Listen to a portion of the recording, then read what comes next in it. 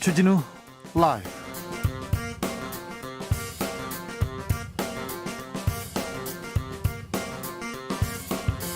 2021년 1월 26일 화요일입니다. 안녕하십니까, 주진우입니다. 박영선 전 장관이 서울시장 보궐선거 출마를 공식 선언했습니다. 안철수 국민의당 대표도 후보 등록을 마쳤습니다.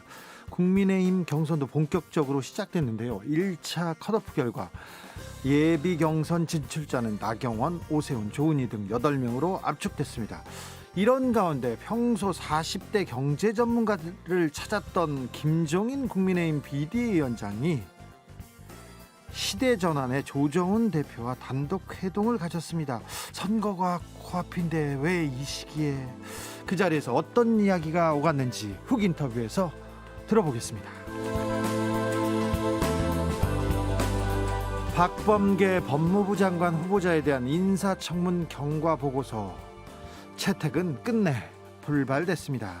국민의힘은 증인을 제대로 부르지 못해서 알맹이 없는 청문회가 돼버렸다면서 장관 임명 철회를 주장하고 있습니다. 여당은 청문보고서 단독 채택에 나설 것으로 보이는데요. 박범계 후보자의 청문회 후기 초지일검에서 논해보겠습니다. 이재명 경기도지사가 재난지원금 모두에게 줘야 한다고 거듭 강조하고 있습니다. 경기도의회는 어제 오늘 재원 마련에 대한 회의를 가졌는데요. 경기도 재난지원금 준비 상황, 장영국 경기도의회 의장에게 직접 물어보겠습니다. 나비처럼 날아 벌처럼 쏜다. 여기는 주진우 라이브입니다.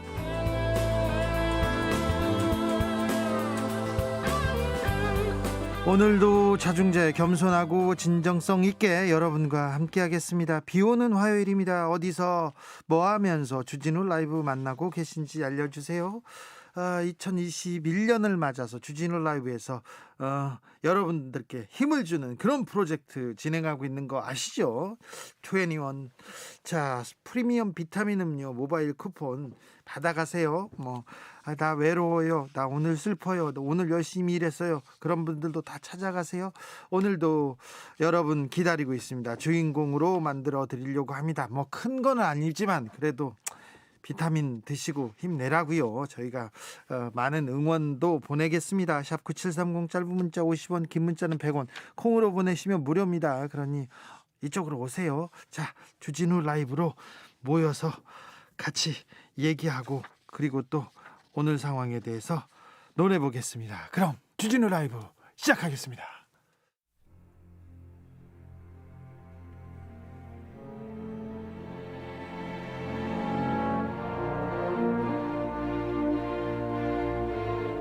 나의 일은 나보다 중요하다. 오직 진실과 정의만 생각한다.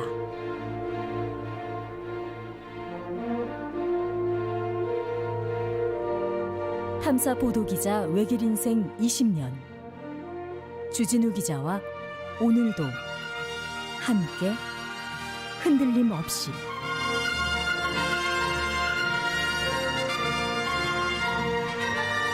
KBS 1라디오 주진우 라이브.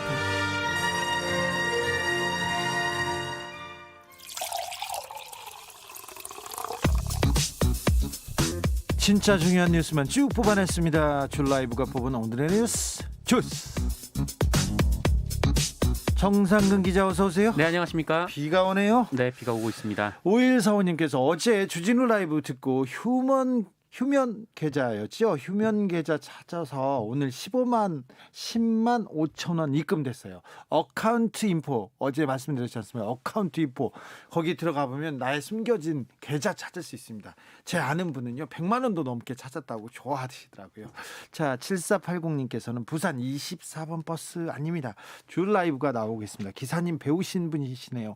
멋쟁이시네요. 훌륭하신 분이 틀림없습니다. 안전 운행할 것으로 또 제가 기원하겠습니다. 코로나 확진자 상황 다시 볼까요? 다시 300명대입니다. 네, 오늘 0시 기준 코로나19 신규 확진자는 모두 354명입니다. 네. 다시 300명대로 내려갔는데 이 지역사회 발생 338명이고요. 서울 101명, 경기도 79명, 인천 16명으로 수도권 확진자는 196명입니다. 아이고 어제 대전 IM 선교에 관련된 확진만 없었으면 200명대로 내려갈 수도 있었다 얘기를 했는데 네네. 이게 여기가 걱정이에요? 맞습니다. 어제 강원도에서 무려 43명의 확진자가 나왔는데 홍천에서 이 대전의 IM 선교에 관련 확진자가 39명이나 나오면서 수가 확 늘었습니다. 아이고 강원도 확진자도 다 지금 대전발 IM 선교에 관련됐네요. 네, 그리고 이 IM 선교회가 운영하는 또 다른 교육시설이 이 TCS 국제학교라는 곳이 있는데 또 있어요? 네, 이 경기 용인 수지구 그리고 광주광역시에 있는 이 TCS 국제학교에서도 확진자가 나왔습니다. 아니 이 선교회에서 처음에 초기에 대응을 잘했으면 이런 피해 없었을 텐데요. 네, IM 선교회 측은 현 사태에 대해서 고개 숙여 사과드린다라면서 감기일 수 있다는 생각에 초기 대응을 빠르게 하지 못한 점은 판단 착오였음에 어떠한 변명도 없다라고 밝혔습니다. 코로나 시대의 단체 생활이라네요. 기도한다고 해서 코로나 안 걸리는 거 아니지 않습니까? 아무튼 지금이라도 지금 발빠르게 방역 당국의 지시에 따라서 좀 수칙을 잘 지켜서 대응하셨으면 좋겠습니다. 전 세계 코로나 누적 확진자는 1억 명을 넘었습니다. 1억 명. 네, 전 세계 인구가 80억 명이 좀 안 되니까 네. 사실상 80명 중 1명이 코로나19에 걸린 셈입니다만 집계되지 않은 감염자까지 포함하면 훨씬 많을 것으로 예상이 되고 있습니다. 네. 그리고 공식적으로는 이 질병으로 인해서 210만 명이 사망을 했습니다. 210만 명이 사망했습니다. 미국에서 가장 많은 확진자가 나왔죠? 네, 확진자의 4분의 1이 미국인입니다. 2,570만 명에 이르는데요. 이 미국인 13명 중 1명이 코로나19에 감염된 상황입니다. 인도도 1,060만 명이 넘는 확진자가 나왔고요. 이 두 나라를 포함해서 확진자가 100만 명이 넘게 나온 나라가 모두 19개국이나 됩니다. 일본은 어떻습니까? 일본도 어느새 확진자가 37만 명에 이르고요. 이 중국도 최근 확진자가 다시 나오면서 10만 명이 근접을 했습니다. 일본도 37만 명에 이릅니다. 그런데 우리나라는 지금 300명대입니다. 300명대 하루. 자, 그래서 우리는 지금 방역 수칙 조정안 좀 논의해야 될 것 같아요. 네, 이번 주말까지가 5인 이상 사적 모임 금지 등 방역 수칙이 적용되는 기한인데요. 이에 따라 정부는 5인 이상 사적 모임 금지 조치 조정안을 오는 29일께 발표할 예정이라고 밝혔습니다. 뭐 더 연장을 할지 아니면 여기까지 할지를 결정을 한다라는 건데요. 어쨌거나 설 연휴도 있고 그래서 5인 이상 사적 모임 금지 이거 어떻게 되는지가 가장 큰 관심사지 않습니까? 맞습니다. 일각에서는 개인 간 접촉이 줄을 잃었던 3차 유행 차단에 있어서 이 조치의 효과가 분명히 있다라는 의견도 있고 예. 또 가족들이 모여서 세배를 하는 설 명절까지 모임을 금지해야 하냐 뭐 이런 목소리도 있는 상황이라고 합니다. 지난번에 추석만 참아달라, 여름휴가만 참아달라, 연말만 참아달라 다 얘기했거든요. 네네, 피로감도 상당히 높은 상황이긴 한데 네.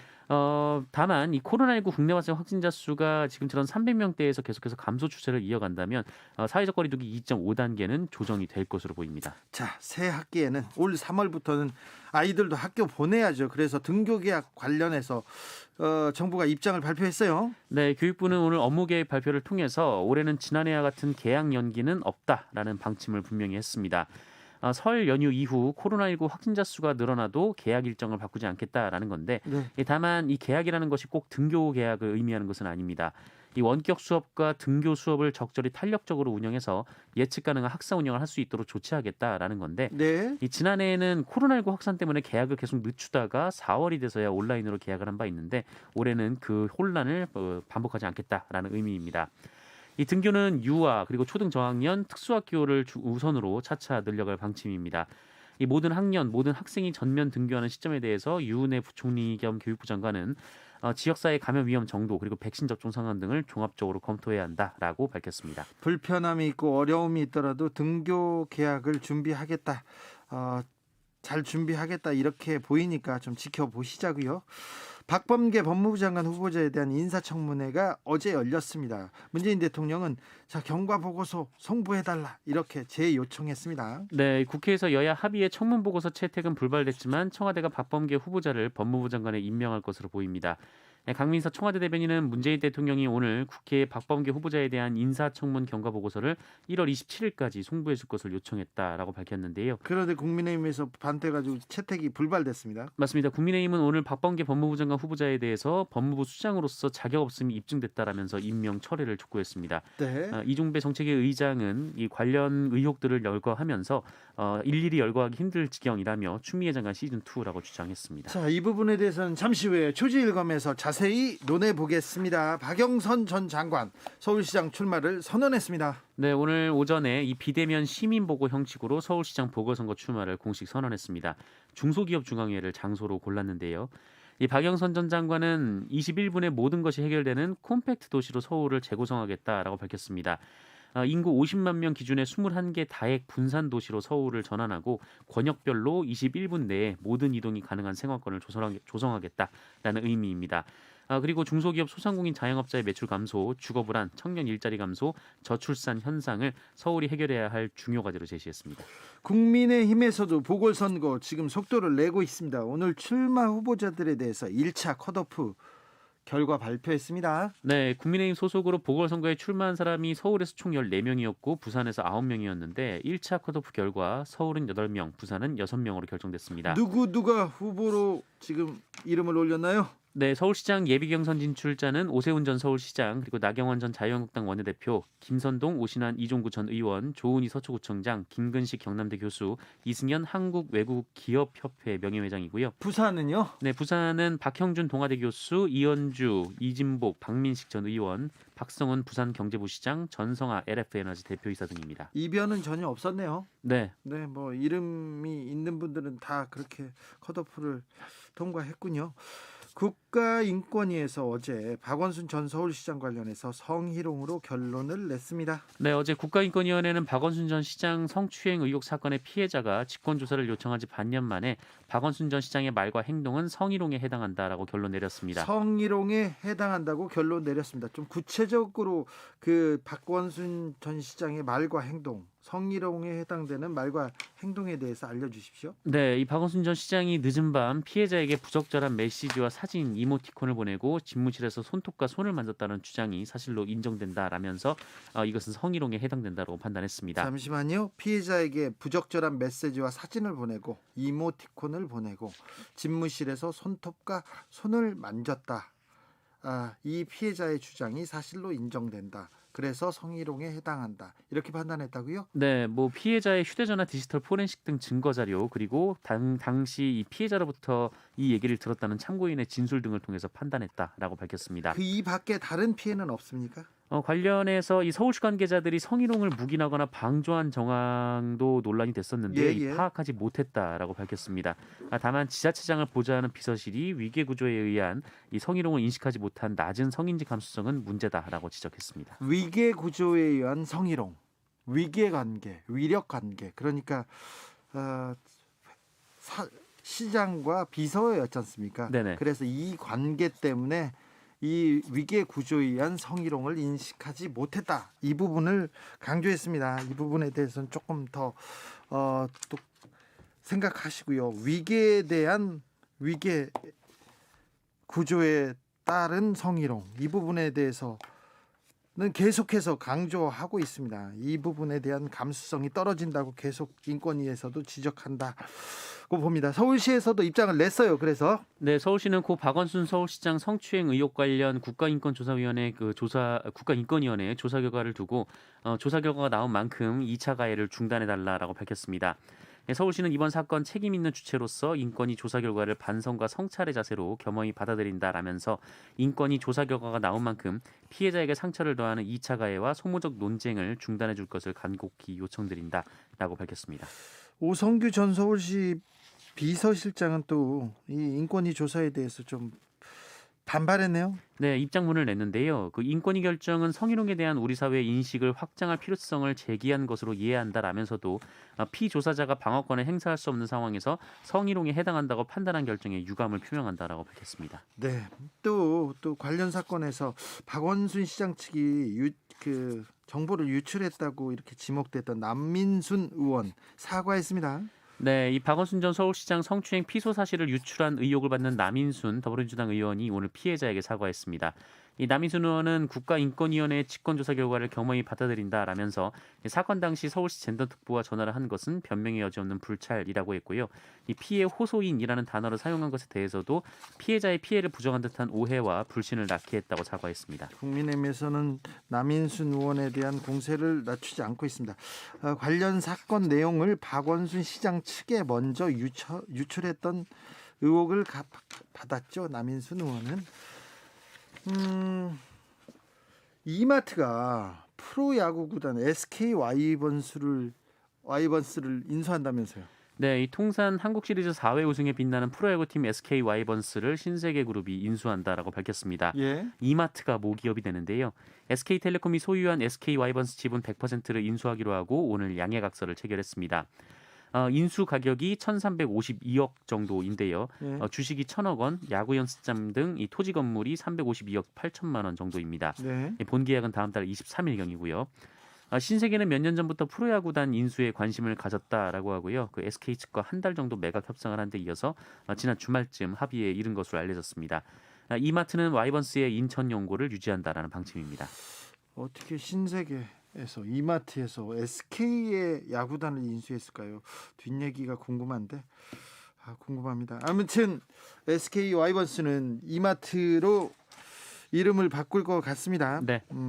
소녀상이 있습니다. 소녀상인데 소녀상에 누가 일본산 패딩을 입혔어요. 소녀상에 좀 모욕적인데요.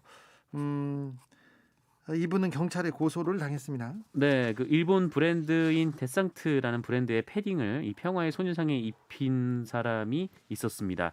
뭐 추워서 입힌 게 아니라 옆에 악취가 심하게 나는 물건이 담긴 가방도 소녀상 옆에 두고 간 일이 발생을 해서 그래요? 네네. 이 소녀상을 세운 시민들이 이를 일본군 위안부 피해자에 대한 모욕 행위로 보고 경찰에 고발을 했습니다. 좀 모욕적이에요. 네, 강동구청 앞 잔디밭에 있는 소녀상에서 벌어진 일이었는데요. 예. 이 성명 불상해자를 모욕 및 명예훼손 혐의로 서울 강동경찰서에 고발을 했습니다. 네. 데상트는 노노재팬 운동으로 2년 전부터 불매 대상에 올랐던 브랜드인데요. 위원회 측은 이런 제품을 입히는 것도 모자라서 낡고 악취가 나는 것들을 소녀상에 놓아둔 행위는 위안부 피해자 그리고 강동 구민을 모욕하고 명예를 훼손한 반인권 반인륜 행위라고 주장했습니다. 찾았습니까? 아직 찾았다는 기사는 나오지 않았습니다. 네. 앞으로 국공립과 100인 이상의 원생이 있는 사립 유치원은 학교 급식법을 적용받게 됩니다. 네, 학교급식법이 적용돼서 엄격한 급식 관리가 이루어집니다. 이 관련 시행령이 바뀌고 개정 시행령은 30일부터 시행이 됩니다. 학교급식법은 이 전국 학교에서 운영하는 급식을 관리하는 법인데요. 그러나 유치원은 초, 중, 고등학교와는 달리 학교급식법에서 빠져 있었고 그러다 보니 지난해 6월 이 경기도 안산의 한 사립유치원에서 집단 식중독 의심 증상이 발생하는 등 허술한 관리 문제가 끊이지 않았습니다. 이 개정된 시행령은 학교급식 대상이 되는 유치원 중 학교급식 시설과 설비를 갖춘 유치원에는 영양교사 1명 이상을 배치하도록 했고요. 다만 원화가 200명 미만인 유치원의 경우에는 소규모라는 점을 고려해서 2개 유치원마다 1명을 공동으로 배치할 수 있도록 했습니다. 하지만 원화가 100명 미만인 사립유치원은 여전히 학교급식 대상에서 제외가 됩니다. 이 100명 미만의 사립유치원은 전체 사립유치원의 44.5%나 되는데요. 교육부는 이러한 유치원에는 당분간 급식 관련 지침 등을 통해서 관리를 강화할 방침이라고 밝혔습니다. 주스 정상근 기자 함께했습니다. 감사합니다. 고맙습니다.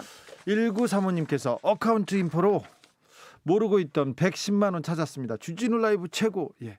어카운트 인포 한번 확인하십시오. 자, 정보도 주고요. 돈도 찾아주는 그런 방송 어디 있습니까? 여기 있습니다. 주진우 라이브입니다. 0555님께서는 여기 부산인데요. 부산에는 하루 종일 비가 보슬보슬 오네요. 개인 택시 기사입니다. 손님이 너무 없어서 힘이 들어요. 아침에 나와서 지금껏 14,000원 찍었습니다. 진짜로 코로나로 인해서 살아가는데 찍소리 절로 나오네요. 그래도 주진우 라이브 방송 열심히 정치하면서 열심히 살아가려고 노력하고 있습니다. 아이고, 저도 출근길에 길게 서 있는 빈 택시 행렬을 보면서 굉장히 좀 걱정이었는데 택시 기사님들 힘내십시오. 안순영님께서 외출 없이 집에만 있어서 그런 걸까요? 애들한테 잔소리만 들고 있어서 큰일입니다. 애들한테 엄마가 미안했고 사랑한다고 전해주세요. 주진우님, 애들에게 잘하고 있다고 칭찬해 주시면 비 오고 축축한 오늘이 기억이 남을 스페셜한 날이 될 것 같아요. 응원해 주세요. 아유, 네. 엄마도 훌륭하고 아이들도 참 잘하고 있습니다. 훌륭합니다. 우리 국민들 최고입니다. 우리 또 청취자들은 더 최고예요. 최고입니다. 네. 교통정보센터 다녀올게요. 임초희 씨. 네, 이 시각 교통정보입니다. 지금 이곳 서울에는 다시 비가 내리는데요. 수도권과 영남 해안을 중심으로 현재 비가 오고 있으니까요. 퇴근 시간대라 교통량이 몰리는 만큼 더욱더 빗길 교통안전에 유의하셔야겠습니다. 경부고속도로는 서울 쪽으로 안성분기점에서 짧게 정체고요. 기흥동탄부터 수원, 달래내 부근에서 반포까지 밀립니다. 반대 부산 쪽으로는 한남부터 서초, 신갈과 수원 사이 차가 많고요. 천안분기점 1차로에는 떨어진 타이어가 있으니까요. 주의 운행하셔야겠습니다. 수도권 제일순환고속도로 판교에서 구리 쪽으로는 판교 부근부터 성남요금소, 다시 송파에서 서안암 부근과 광암터널부터 구리 남양주 요금소까지 정체입니다. 일산에서 판교 방향은 일산과 송내 사이 18km 구간 막히고 있고요. 반대 판교에서 일산 방향은 판교부터 청계터널 부근, 안현분기점에서 송내까지 교통량이 많습니다. 서울 시내 사고 구간인데요. 내부순환도로 성산 쪽 홍제램프 부근 3차로에서 사고가 발생해서 혼잡하고요. 홍제문 터널 입구부터 여파받고 있습니다. KBS 교통정보센터였습니다. 주진우 라이브.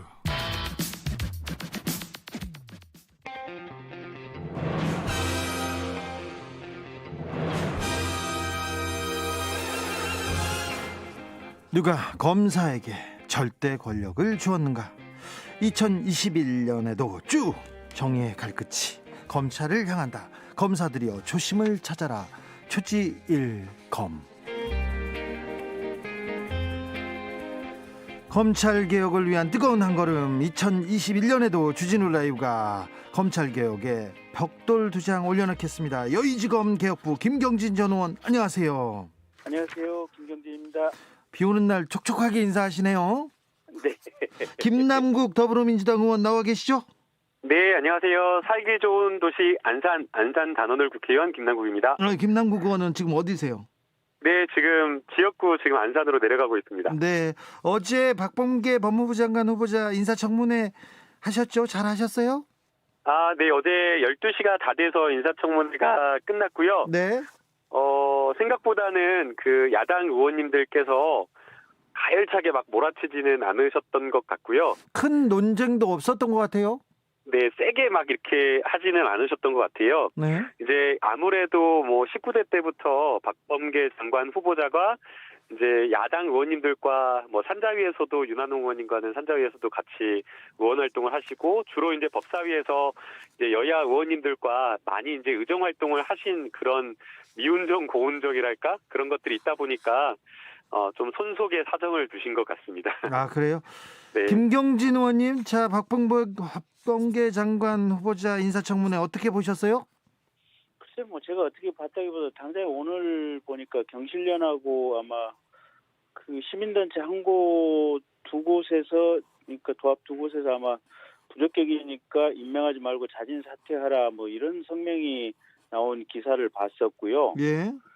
그 내용인즉슨 뭐냐면 재산신고 누락이라든지 몇몇 문제가 된 게 있는데 본인 불찰이라고 하지만 이게 과연 그 법과 정의를 실현해야 할 장관으로서 적절한 행동인지 이 문제하고 또 과거에 이제 뉴스타파에서 문제 제기했던 어떤 삼성과의 어떤 연계 가능성 이런 문제를 가지고 이제 부적격 얘기를 했더라고요. 그래서 예. 한번 시청자 여러분들도 그거 한번 읽어보시고 또 생각을 해보시고 저는 그 생각이 들대요. 어제 원전 수사 과잉이라고 하는 얘기 부분을 듣고 나서 이분이 추미애 전 장관님하고 무슨 차이가 있나 저는 그런 생각도 들더라고요. 이게 그 감사원에서 지금 그 월성원전 감사한 것은 탈원전이라고 하는 정부 정책 감사를 한 게 아니고 예. 이게 국회의 상임위 요구에 따라서 이게 문제가 있는지 감사를 했고 결국은 이제 허위 어떻게 보면 평가라든지 이런 부분들을 밝혀내서 수사에 이른 건데 그걸 가지고 과잉이다라고 표현을 하시면 이거는 결국은 수사에 관한 시각이라든지 수사의 어떤 정치적 중립성에 대한 인식이 좀 문제가 있지 않나 이런 생각이 좀 들어서 약간 좀 우려되는 면이 없지는 않다라는 것이 제 생각입니다. 김경진 의원님, 그러면 저기 박범계 의원하고 추미애 장관하고 거의 비슷하니까 그러면 추미애 장관이 좀 더하는 게 나은가요? 무슨 그런 식의 질문하십니까? 음. 아니 근데 저는 이제 오히려 박범계 장관 후보자가 이제 추미애 장관이 했던 여러 가지 이제 정책에 대한 연속성을 가지고 법무 행정을 해야 된다라고 생각이 드는데요. 뭐 당장에 검찰 인사가 예정되어 있는데 검찰 인사와 관련된 부분에 있어서도 검찰 조직에 대한 여러 안정과 그다음에 검찰 조직 개편을 위해서라도 갑자기 방향을 틀어서는 안 된다라고 생각이 됩니다. 그리고 이제 이게 그 법무행정이라고 하는 게 단순하게 이제 검찰만 있는 게 아니고 출입국 관리라든가 교정이라든가 뭐 여러 가지 것들이 있기 때문에 다른 분야에 있어서도 전문성을 가지고 법무부 장관으로서의 어떤 실력을 좀 발휘해야 되는데요. 제가 이제 어제 좀 질의한 것 중에 굉장히 좀 중요하다라고 봤던 것은 코로나19가 지금 1년 가까이 계속되고 있는데 그러다 보니까 해외 외국인 근로자가 지금 들어오지 입국을 하지 못하고 있는 그런 상황입니다. 그렇죠. 그래서 이제 많은 저희 지역 같은 경우에는 반월 시어공단이 있어서 외국인 근로자가 굉장히 노동력이 부족한 상황이고요. 또 대부도의 어업 그리고 뭐 어업뿐만 아니라 농촌 뭐 이런 곳곳에서 외국인 근로자에 대한 여러 일손 부족을 호소하는 그런 곳들이 많거든요. 그래서 이런 부분에 대한 정책적인 어떤 해결을 제가 또 많이 주문을 해서 이러한 어떤 법무부 장관으로서의 전문성을 발휘하는 것도 매우 중요하다라고 저는 보고 있습니다. 인사청문회에서도 또 지역을 꼼꼼히 챙기는 김남국 의원이었습니다. 자, 김경진 의원님, 네. 추미애 장관의 인사 원칙과 여러 원칙을 이어가야 한다. 김남국 의원의 의견은 어떻게 보시는지요? 어제 그렇게 얘기를 하시는 것 같아요. 보면 총장이 있는 한은 당연히 인사할 때 총장 의견을 들어야 된다. 네, 아마 그 얘기 하셨어요. 검찰청법에 지금 그렇게 돼 있는 거 아니겠습니까? 그리고 네. 과거에 법무부 장관과 검찰총장이 협의를 해서 인사를 했었던 것은 분명한 일이고요. 근데 이제 추 장관 들어와서는 그 부분이 지금 깨지다 보니까 오죽했으면 윤석열 총장이 국회 나와서 거기에 대해서 하소연을 했겠습니까? 그래서 어제 이제 아마 박범계 장관이 말씀하신 내용들 총장하고 협의해서 장관하고 인사를 하겠다라는 어떤 법 원칙 그대로 말씀이 실제로 어떻게 보면 장관으로 취임한 이후에 지켜지는지 그게 중요할 것 같고 이제 뭐 저나 또 모든 언론들이 국민들이 이 부분을 지켜봐야겠죠. 네. 자, 다른 주제로 넘어갈까요? 유시민 노무현 재단 이사장의 사과문 그리고 그 다음에 있었던 한동훈 검사장의 그 발언들 어떻게 보셨습니까, 김남국 의원님? 네, 우선은 그 유시민 이사장님께서 아주 단호하고 좀 깔끔한 사과문을 올렸다라고 생각이 됩니다. 이제 1년 전에 여러 가지 이제 정황상 의심스러운 사정에 따라서 계좌 추적과 관련된 부분에 대한 검찰의 여러 가지 의혹들에 대한 이야기를 했는데 해당 부분이 사실이 아니었다, 입증이 불가능했던 부분을 인정하고 이번에 사실이 아닌 부분에 대한 사과문을 올렸다라고 지금 보이고 있고요. 예. 이제 또 사과문을 올리고 또 그게 이제 사과문을 올린 것으로 그치지 않고 거기에 따른 여러 가지 뒤따르는 책임을 또 피하지 않겠다라고 또 이야기를 했기 때문에 어떻게 보면 좀 당당하게 책임을 지는 모습을 보인 그런 내용을 좀 담은 사과문이었다라고 이렇게 좀 평가할 수 있을 것 같습니다. 김경진 의원님? 예, 저도 뭐 김남국 의원님하고 생각이 뭐 비슷하고요. 사과하신 거 잘했고요. 예. 근데 도대체 그때 당시는 본인 표현이 자기가 그 믿을 만한 루트로 알아봤다고 얘기를 하셨지 않습니까? 예. 도대체 그 믿을 만한 루트가 뭐였는지 사과는 잘하셨고 네. 책임지겠다고 하는 자세도 훌륭하고 그 부분에 대해서는 칭찬을 할 만한데 네. 그때 당시에 국민들을 혹세무민했고 그렇게 본인을 믿고 지금도 따르는 사람들이 많을 텐데 그 사람들을 상대로 거짓말을 해서 그 사람들의 정신세계를 흔들어놨던 부분에 대해서는 도대체 이 사과로 충분할 것인지 이제 그런 말씀을 굳이 사적으로 드리고 싶고요. 예. 한마디만 더 드리면 옛날에 정경심 교수 그 사무실에서 컴퓨터 가지고 나올 때 예. 이게 증거 인멸이라고 얘기하니까 아니다 이거 검찰이 증거 조작할지도 모르니까 이건 증거 확보고 증거 보존이다 이런 식으로 혹세무민을 하셨거든요. 그래서 유시민 이사장님 그렇게 여러 군데서 이런 식의 발언을 했던 부분들은 최근에는 어쨌든 큰 틀에서 보면 유감이고 저도 한때 많이 좋아했던 분인데 그런 과정을 보면서 좀 마음속에 어떻게 보면 실망이나 이런 것들이 좀 있었고요. 네. 어쨌든 이번에 사과하신 것은 잘 하신 겁니다. 네. 저도 한때면 지금 별로 안 좋아하시는군요. 지금은 신뢰성이 많이 떨어졌죠. 이분을 도대체 믿을 수 있나, 이분이 정직하고 진실한가에 대한 생각들이 많이 드는 거죠. 저는 그렇지는 않다라고 보이고요. 이제 모든 사안에 대해서 유시민 이사장님이 전지전능하게 다 알고 판단하기에는 어렵다라고 보이고요. 99% 맞는 이야기, 옳은 이야기를 하지만 어떤 사안에 대해서는 정확하지 않은 내용에 대해서 이야기를 할 수도 있는 것이지 그거 하나 깔끔하게 사과를 한 거 가지고 이거 하나 꼬투리 잡아가지고 나머지 모든 것들이 잘못되었다라고 이야기를 하면서 확대 해석하며 다른 그 영역까지 그런 어떤 공까지 깎아내리는 것은 좀 부적절하다라고 보이고요. 이제 방송이나 이런 내용들을 조금 이제 저도 잠깐 이제 주말에 보니까 마치 어마어마한 무슨 그 대역 잘못을 저지른 것처럼 이야기를 하고 있는데 저는 그 당시 상황으로서는 유시민 그 이사장님이 충분하게 그 의혹 제기를 할 수는 있는 그런 상황이었다라고 생각이 됩니다. 네. 그래서 그런 부분에 대해서 자기가 여러 경로를 통해서 확인을 하고 해당 부분에 대해서 이러이러한 문제가 있었다라는 그런 의혹 제기는 가능했던 것으로 보이고요.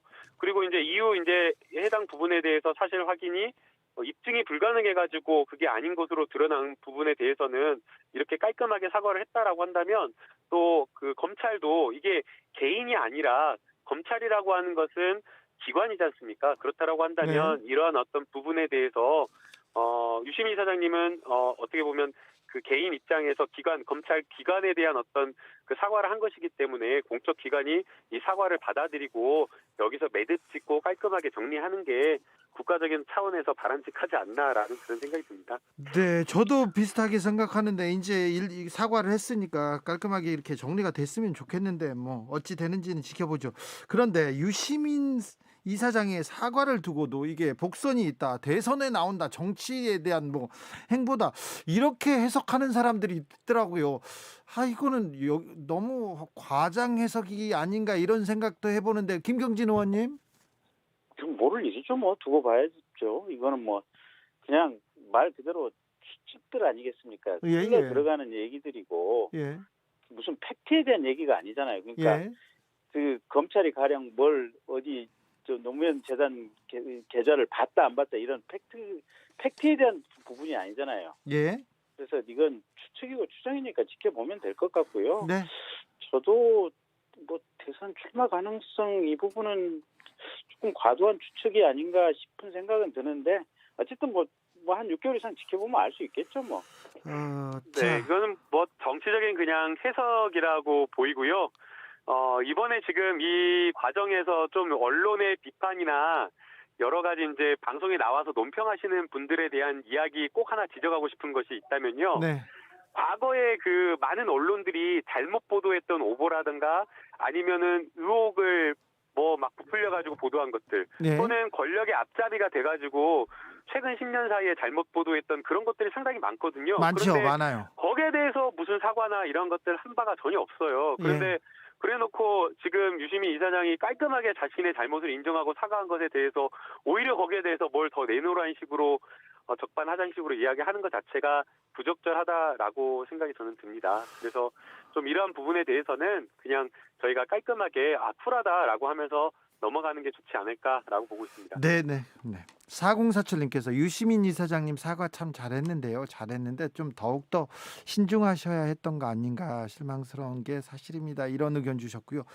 8237님은 사과조차도 할 줄 모르는 총장에 대해서는 어떤 의견인지 이런 얘기도 합니다.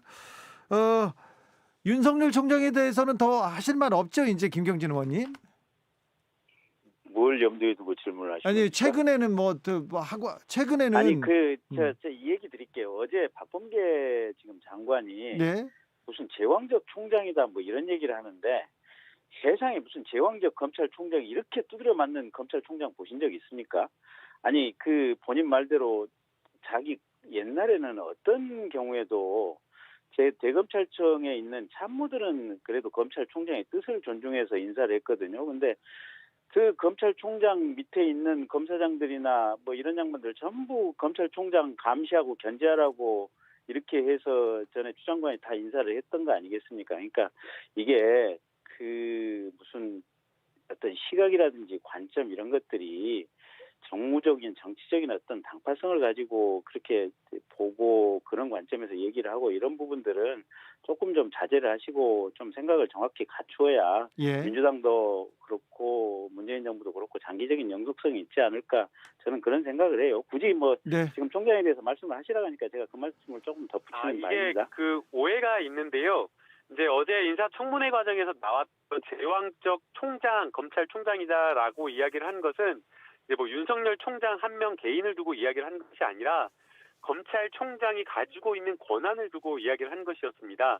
이제 특히나 이제 문제가 되는 것이 검찰총장의 수사 지휘가 모든 저 말단에 있는 영역에까지 다 미치다 보니까 이제 가장 문제되는 것이 이제 사건 배당인데요.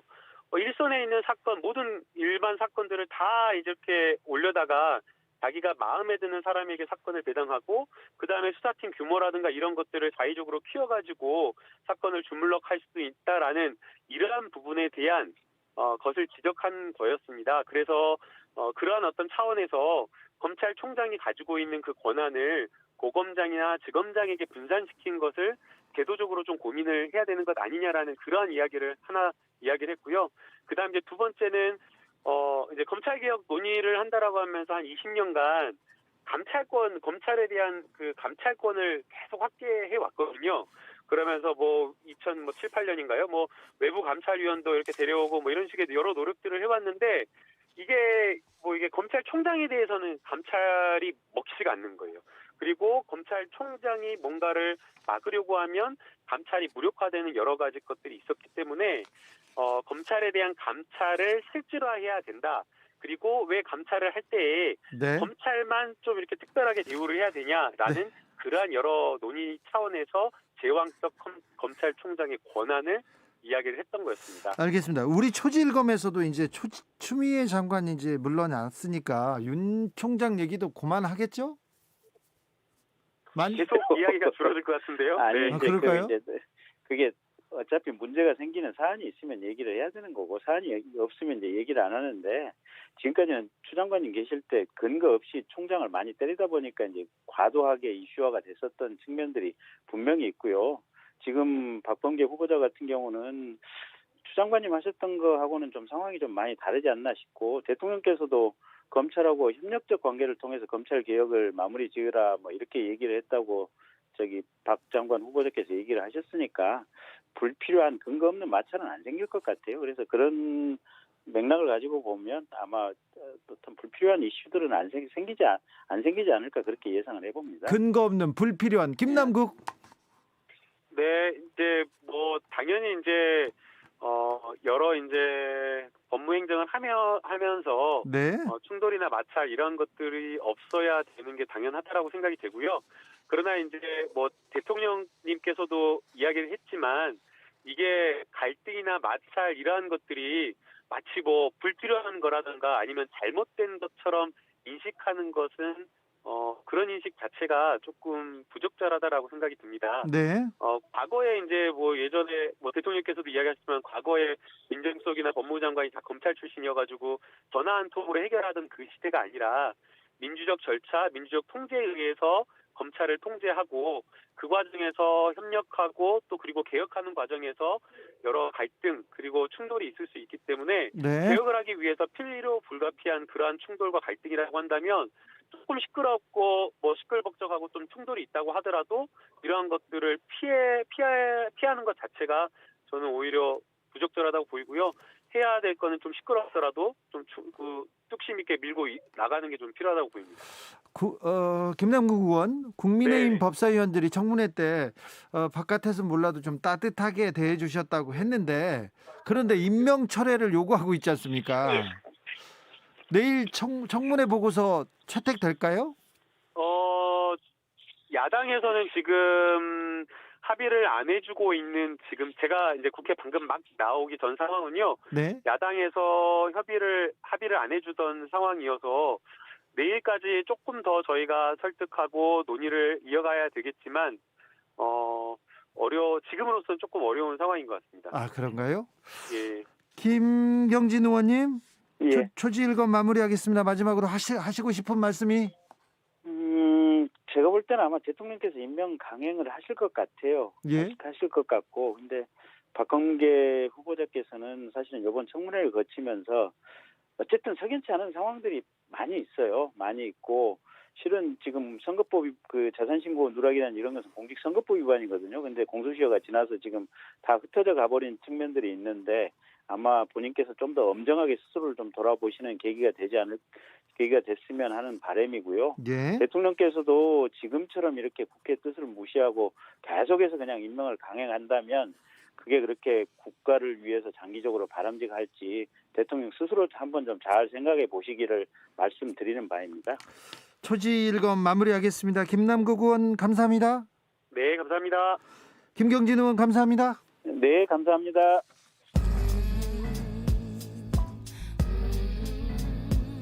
나비처럼 날아 벌처럼 쏜다. 주진우 라이브.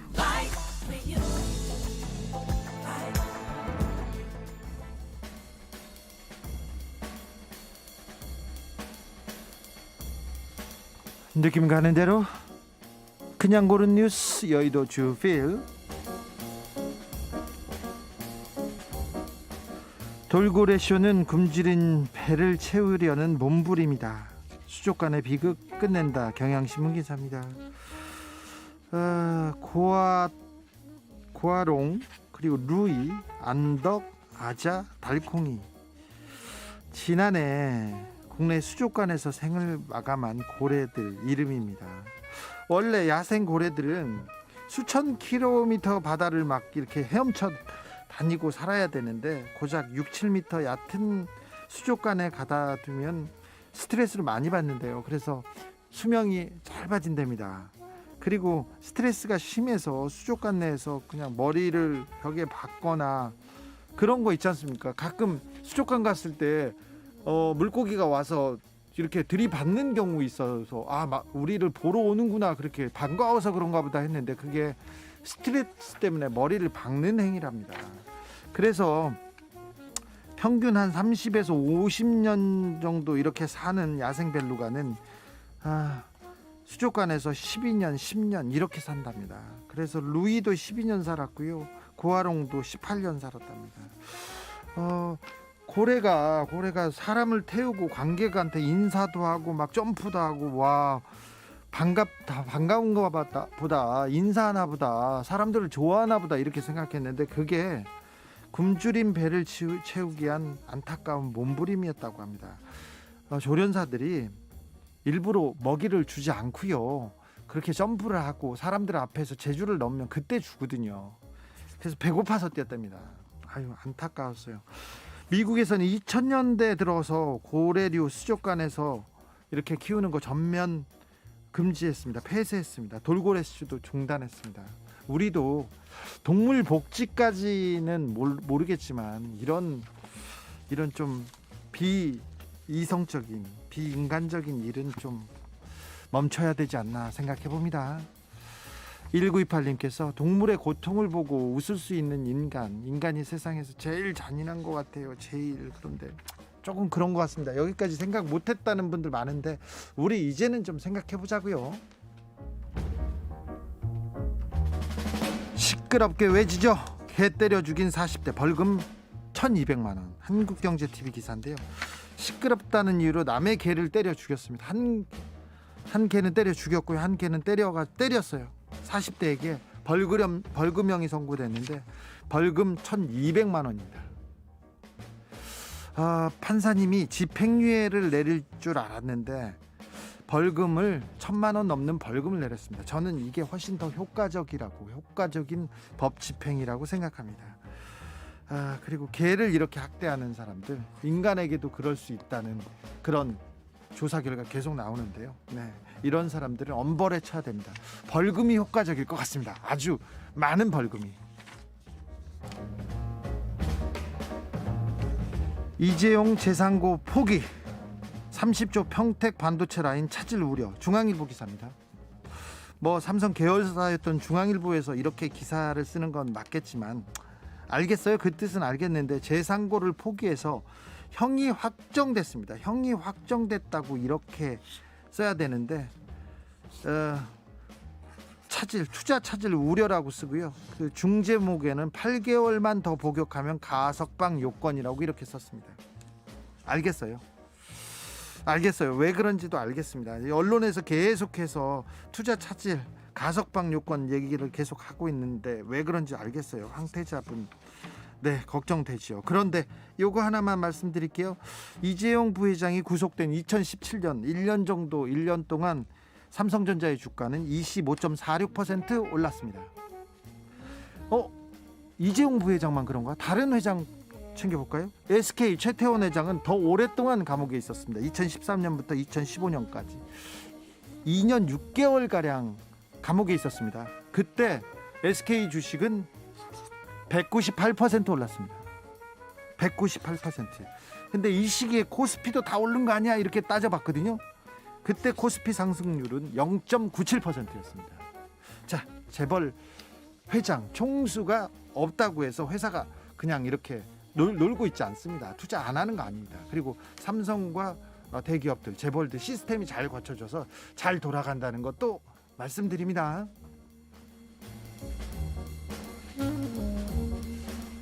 박원순, 이용구, 정인이 경찰이 손댄 수사 다 뒤집어졌다. 조선일보 기사인데요. 이슈마다 번번이 문제없다면서 무혐의 아니면 내사종결로 덮어버렸다, 경찰이. 그런데 나중에 보니까 뒤집어졌다 이렇게 얘기하는데, 어제 박원순 전 서울시장 관련해서 경찰은 무혐의를 내렸는데, 경찰이 무혐의 내릴 때 기소 여부를 판단할 때 검찰의 수사 지휘를 받고요, 검찰이 기소 여부를 판단합니다. 이건 검찰하고 같이 한 내용이에요. 인권위에서는 좀 더 엄격하게 봤을 수도 있어요. 그런데 자, 경찰이 손대면 다 뒤집어졌다. 이거 너무 검찰 입장에서 쓴 거 아닌가요? 경찰 수사 문제 있습니다. 잘못된 부분도 분명히 있어요. 그런데 검찰 수사의 문제점도 컸지 않습니까? 그 부분에 대해서는 언론이 굉장히 따뜻합니다. 왜 경찰에는 가혹하고 검찰에는 그렇게 또 관대할까요? 언론이 이상하죠?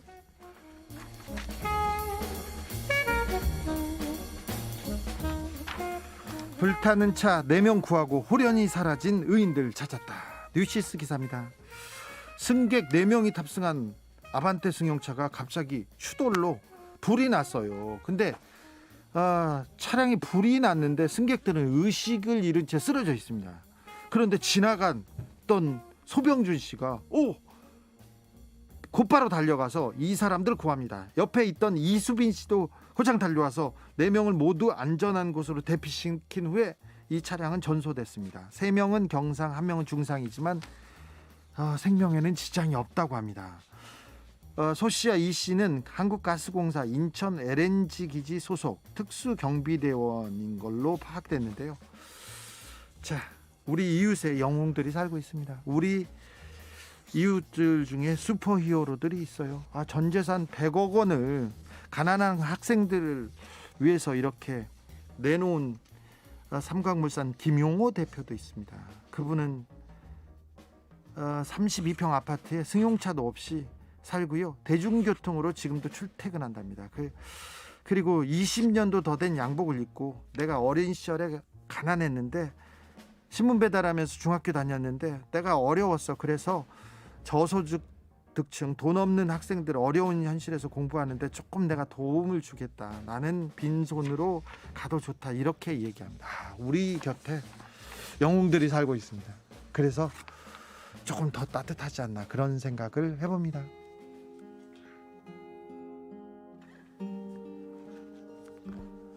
조동진의 음악은 흐르고 들으면서 저는 잠시 쉬었다가 6시에 돌아오겠습니다. 음악은 물처럼 흐르고